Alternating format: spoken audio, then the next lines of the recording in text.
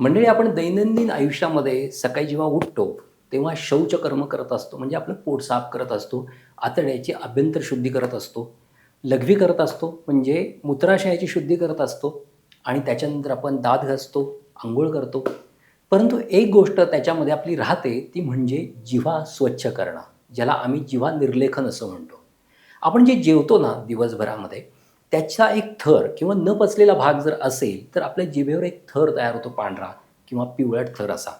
आणि तो थर जर असेल, तर आपल्या तोंडाला दुर्गंधी येऊ शकते, आपलं पचन बिघडू शकतं, आपल्या तोंडाची चव जाऊ शकते आणि मायक्रोबायोम जे असतात, त्याचं आरोग्य बिघडू शकतं.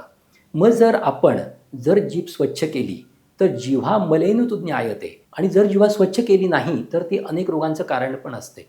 यासाठी जर जिव्हा स्वच्छ केली, रेग्युलर जर जिव्हा स्वच्छ केली, तर आपल्या तोंडाचं आरोग्य चांगलं राहतं, आपल्या दातांचं आरोग्य चांगलं राहतं, आपल्या तोंडातली दुर्गंधी नष्ट होते, आपली पचनशक्ती सुधारते आणि आपलं आरोग्य पण त्या जोडीला चांगलं राहतं.